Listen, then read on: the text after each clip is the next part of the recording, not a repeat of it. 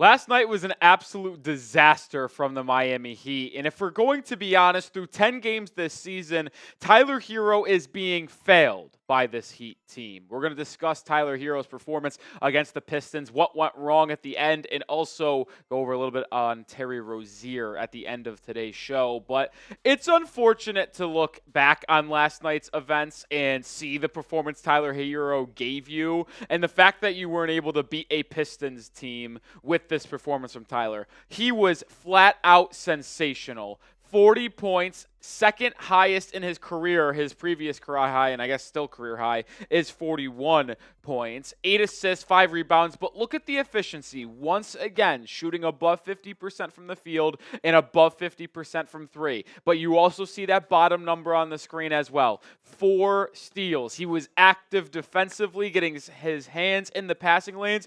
And we want to talk about the 3 3-pointers he made in the final minute and a half to send this game to overtime. But we don't want to talk about the fact that he had a steal in overtime. He had a deflection that led to the fast break opportunity, which tied the game at 111 in the final 30 seconds of this ball game. This was the best game of Tyler Herro's career without a question. I thought the best game prior to this was that one win you had in the postseason where Herro had 24 points, 14 assists in that road win in Game 2 of the first round of the 2024 playoffs. This game is now topping that. He was sensational on both ends, but he's been this way the entire season to this point. Heat are 10 games in, and look at the numbers he is giving you on a nightly basis. He has played in every single game. He's averaging 25, but the efficiency is the key part again. He is lighting it up from beyond the arc, shooting 48%, 51% from the field, and he is just dominating on a nightly basis. Another reason why it's awesome to watch Herro's development, yes, the shot profile is different, and he's shooting more threes than ever, and he's getting to the paint more than ever, and that is the diet of his shots. But one thing we have always said about Tyler Herro is that he cannot really beat people and good defenders off the dribble often. Well, that wasn't the case last night. He was constantly getting by his defender in isolation settings, and we watched him hit a potential game winner, but it was a go-ahead shot and with 2 seconds left in overtime on that good drive on Malik Beasley. And in regulation with the game tied as the buzzer sounded, he missed a 18-foot baseline jumper, but he also got fouled on that drive, clear arm getting grabbed that wasn't called. So I don't want to knock him for that. He's been on an all-NBA type start to the season, and it's really disappointing because when you think about what Herro's given you, and if I showed you those numbers on screen before the season began and said Tyler Herro's going to do that in the first 10 games of the season, you would think the Heat are 8-2. You're 4-6. Why are you not able to get these wins early on in the season when you quite literally have a superstar developing in your backcourt right now? Is he going to sustain this? I don't know. But the fact of the matter is this. He is playing at a top 15, top 20 player in the NBA level, and you can't win games because Jimmy isn't on the court right now, Bam Adebayo can't score, and Terry Rozier looks absolutely horrible. And then not to mention, disaster absolutely struck last night in the meantime as well. And we're going to talk about the disaster coming up in just a second. But be honest with me, what was your one-word reaction to the game last night? Right now, we're going to go over this disaster, but let me know your one word down in the comment section.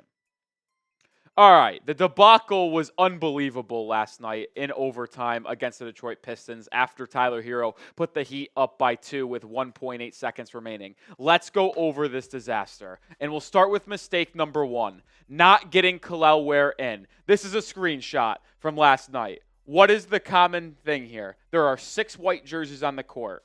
Why? Well, it was a timeout from Detroit. Erik Spoelstra.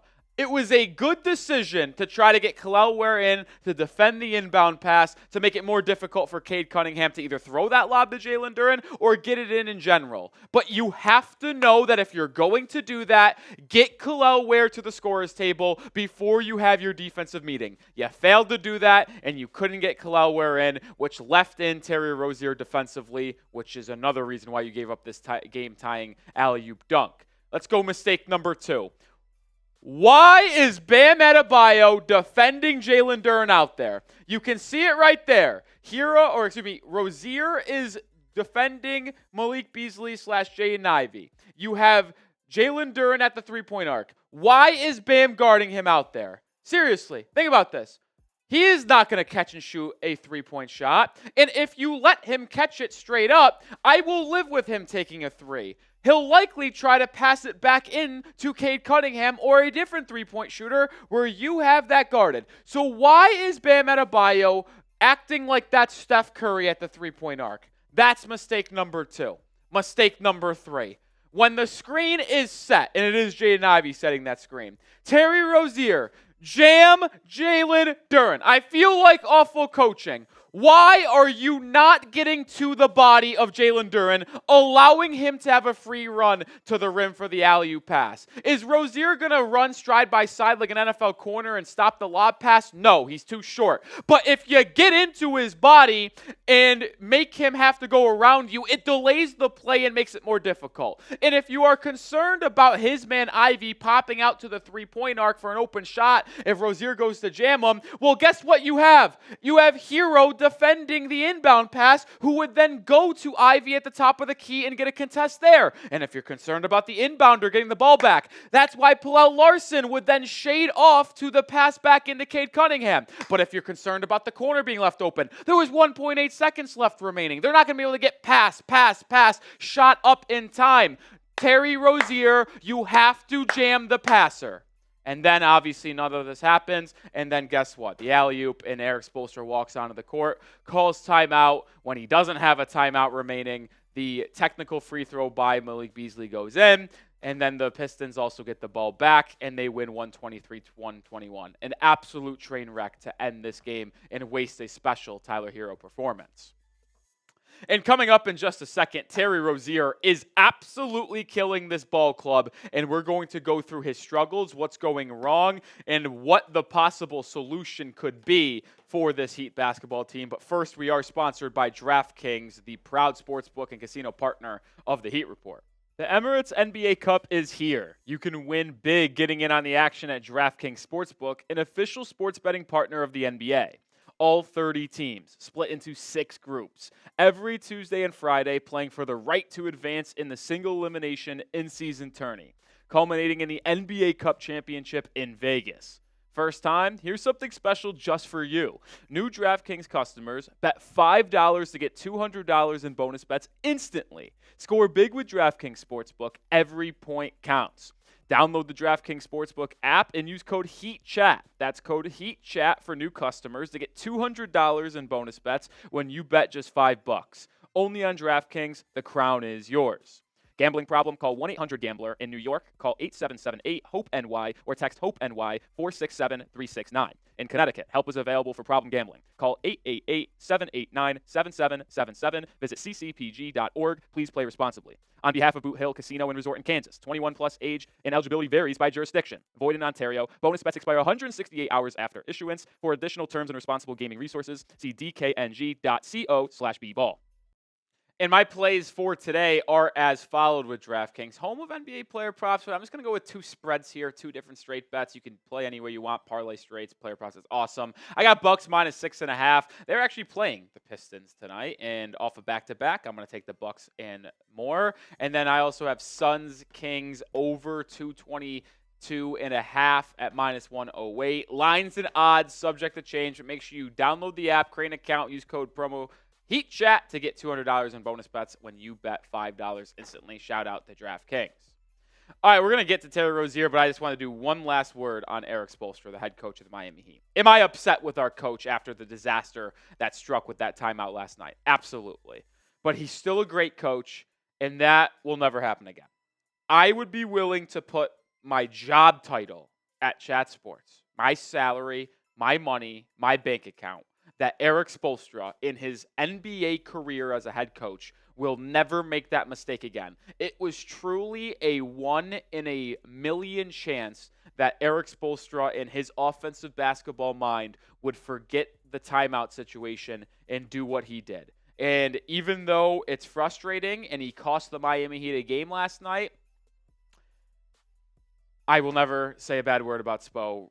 In all honesty, I won't. I can't do it. He's been awesome. And you saw him on the verge of tears in his post-game press conference talking about the situation, how he let down Tyler and the rest of this organization tonight in this game. I mean, that's the last part. Anybody who wants Spo fired in the comment section, you're just an idiot. I don't care that you'll hear that, but it's true. They're not firing Spo. He's still a top 5 coach in basketball. Was it an unbelievably bad mistake? Yes. But anyone saying he should be fired, absolute clown show. All right, let's move over now to Terry Rozier because he's absolutely killing the Miami Heat. Now, you could talk about him being an absolute clown show this season for sure because his last 6 games, and really this is the entire month of November, because he was really, really good in the first week of the year in October. The first 4 games, Terry Rozier was spectacular. I can't talk. But in the last 6 shames, I don't know why I said shames. It might as well be shamed because that's how bad he's been. Look at these numbers. He has not scored more than 15 points in games that you've needed to without Jimmy Butler on the court. But look at the shooting numbers. Last night, 3 of 14. Against Phoenix last Wednesday, 2 of 10. 4 of 13 in that game against Washington. You have those 3 games where he's shooting around 50%, but he's also turning the ball over. The issue I have with Terry Rozier, he can't make a layup. He can't. Is this JV basketball? I watched him and charted about 3 layups that he should have made last night that he missed. What? And then it's also some of the decisions that he's made. He's not catching and shooting the 3. I have never seen a player more in love with catching and then sidestepping for a 3 instead of just catching and shooting. Like, what are we doing, Terry? Like, you can't make a layup. You're not directing traffic offensively and getting others involved, and you're making poor decisions in terms of when to shoot a catch-and-shoot shot and when to put the ball back on the deck. This team actually has a problem with that, by the way. It's not just Terry Rozier. It's everybody. They all have opportunities at times to catch and shoot a shot, whether it be on the baseline, whether it be beyond the arc, and they pass it up to try to get a better shot. But that doesn't happen. Haywood Highsmith does it too often.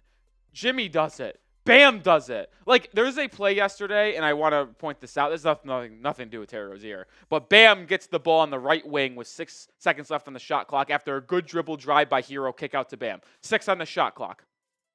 Chance to shoot a 3. Bam, you've been working on your 3-point shot all game, I thought, or all year. No, kicks it to Duncan Robinson with 5 seconds left on the clock instead of taking the open catch-and-shoot 3. And then Duncan Robinson, he doesn't know what to do with the ball. 5 seconds left. So then he gives it to Herro, and Herro has to take a grenade shot with time expiring on the shot clock. Like, this team just has an issue taking the open shot, specifically with Bam. Was he good last night offensively? Sure, 20 points, 12 boards. But you need to take more than 13 shots if you're at a bio. Tyler Herro took 27. Like, he knows what to do. He knows that he has to lead this offense. Why can't Bam do the same thing? It drives me absolutely absurd. Back to Terry Rozier, though. Are you concerned about the Heat's point guard that the Heat traded for last year before the deadline? Type Y for yes or type N for no.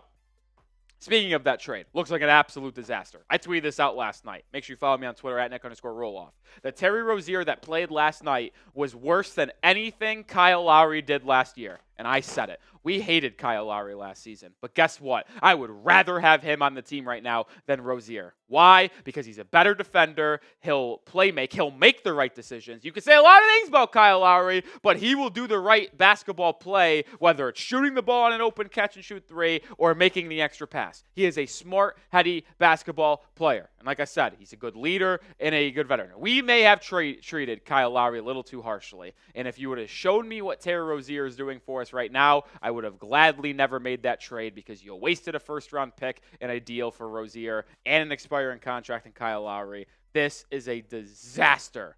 Disaster from the Pat Riley and the Miami Heat right now, and it's infuriating that they finally make a trade at the deadline, and it's one that didn't even pay off. All right, that'll do it for today's show. Make sure you are following me over on Twitter at Nic_Rohloff. Talking about the Heat every single day. Go give me a follow over there, and I'll see you with a video tomorrow. Go Heat.